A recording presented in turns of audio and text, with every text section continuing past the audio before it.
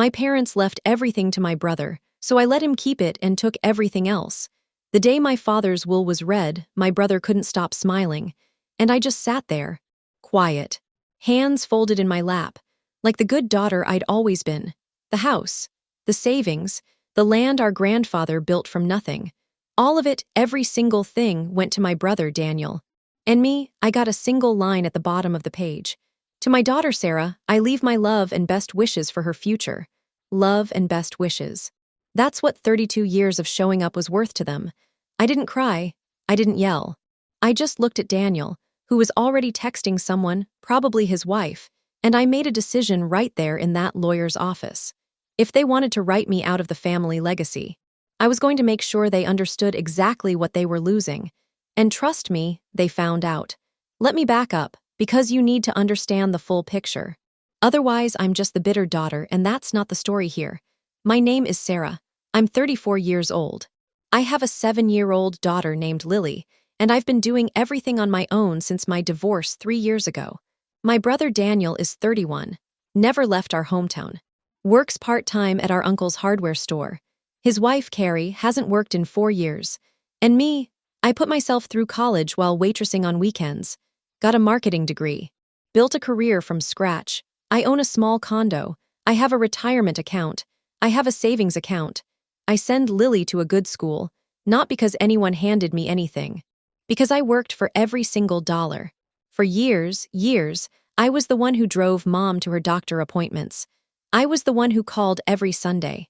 I was the one who flew home when Dad had his knee surgery and spent a week sleeping on their couch making him soup and helping him walk to the bathroom. Daniel lived 20 minutes away and showed up twice. But here's the thing about families like mine. The one who does the most somehow ends up meaning the least. I noticed the shift about 2 years before Dad passed. Little things at first. They stopped asking about my job. They started talking about keeping things in the family, which I later learned was code for keeping things with Daniel. At Christmas last year, Dad sat us all down and said he'd updated his will. He made it sound like a formality. He never told me what was in it. I should have asked. But I trusted him. That was my mistake. Dad passed in March. Heart failure. It was fast and it was hard, and I grieved him genuinely, complicated feelings and all. 3 weeks after the funeral, we sat in the lawyer's office. Mom was there. Daniel and Carrie were there. I was there with Lily because I had no one to watch her that day. She sat in the corner with her coloring book, completely unaware that her grandfather had just erased her mother from his legacy. The lawyer read the will. The house, 4 bedrooms, paid off, worth about $380,000 in today's market. Daniel. The savings account, $47,000. Daniel. The land outside of town, 3 acres that had been in our family since the 1960s. Daniel. And then, my line, love and best wishes. I remember hearing Lily hum softly to herself in the corner. This little sound of pure innocence while my world quietly collapsed. I looked at my mom. She wouldn't meet my eyes. I looked at Daniel. He was smiling at his phone. I looked at Carrie. She gave me this small, careful smile, the kind that says I know and I'm not sorry. Any questions? The lawyer asked. No, I said. Thank you for your time. And I picked up Lily's coloring book, took her hand and walked out. Do you think I should have said something right then and there? Because trust me, I thought about it. I drove home in silence.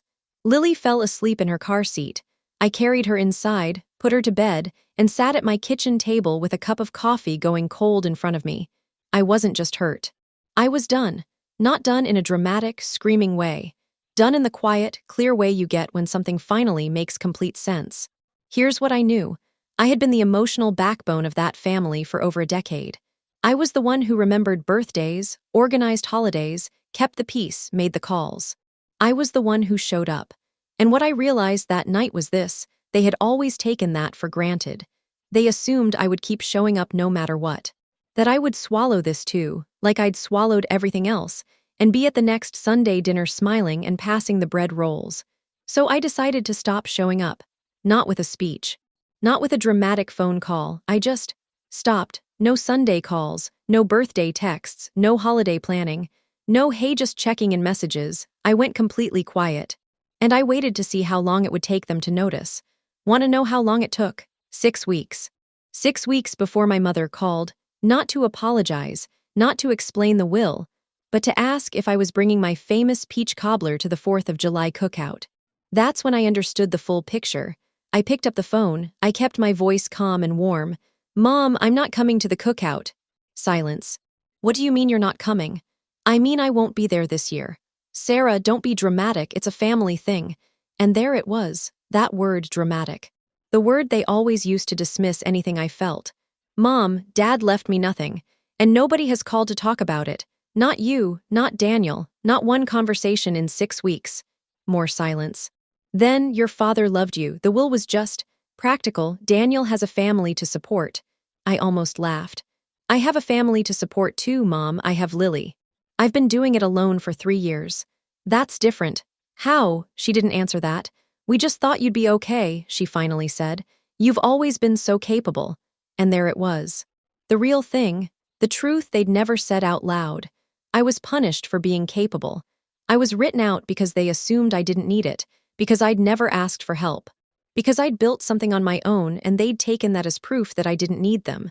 "I need to go, Mom," I said. "Give everyone my love." And I hung up. Daniel called that night. I didn't answer. He texted, "Seriously, Sarah, this is embarrassing. I left that one on read." Carrie texted the next day, "You're hurting your mother." I thought about responding. Then I put my phone face down and helped Lily build a Lego castle instead. Some things matter more than defending yourself to people who have already decided who you are. Here's what my family didn't know about me. For the past 4 years, I had been the one handling Grandma Rose's affairs. She's my dad's mother. She's 81, sharp as a tack, and she and I talk every single week. Grandma Rose has a small house, a modest savings account. And this is the part that matters, a storage unit full of original furniture, jewelry, and antiques from the 1940s and 50s. Stuff she brought over from her home country. Stuff that a professional appraiser once told me was worth somewhere between $60,000 and $90,000. She'd always said she wanted it to stay in the family, but Grandma Rose also always said, "Family is the ones who show up." After the will reading, I called her, told her everything. She was quiet for a long time. Then she said, "Daniel came to see me once in the last 2 years. Once. You come every month. You bring Lily. You sit with me. You listen." Then she said, "I'm calling my lawyer." I didn't ask her to do that. I want to be clear about that. I told her I wasn't calling to influence her decisions. I was calling because she was the only person in the family who I felt like I could actually talk to. What she did next, that was entirely her choice. 2 months later, Grandma Rose updated her estate plan. The antiques, the jewelry, the savings, all of it went to me. With a letter of explanation she asked her lawyer to keep on file. I didn't tell anyone, I just waited.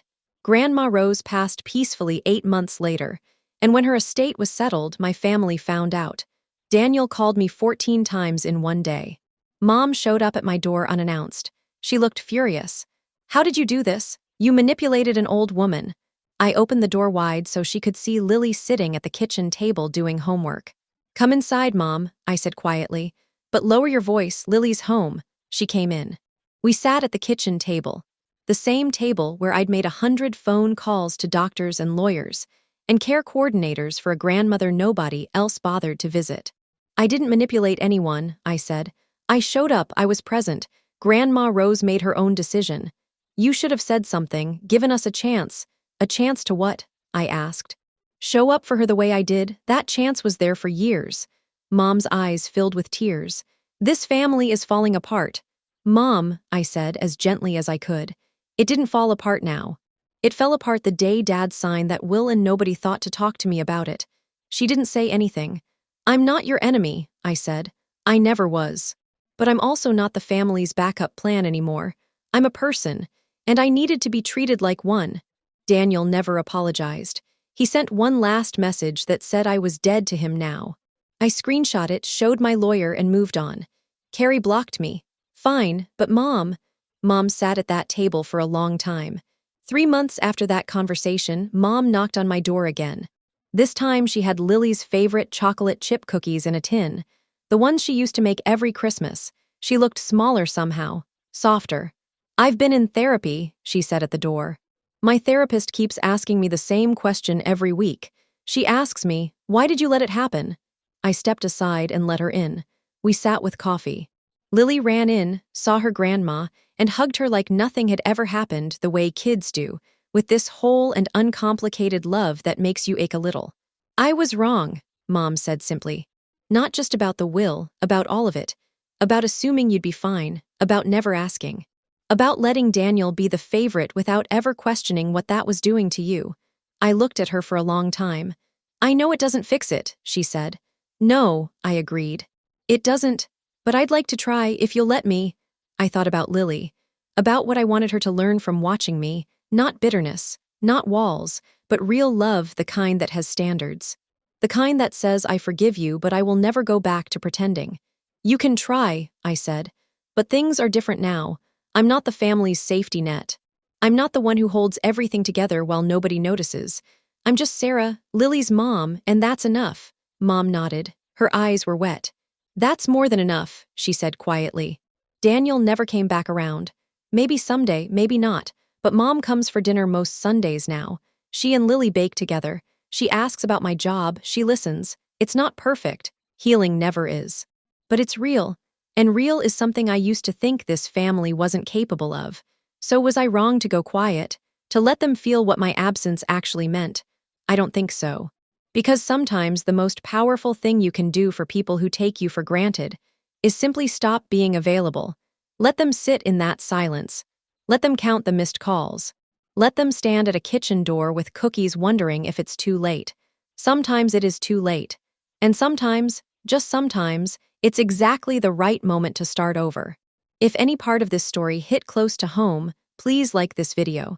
And if you've ever been the one who showed up while everyone else looked away, tell me in the comments. I want to hear your story. Because you're not alone, and neither am I.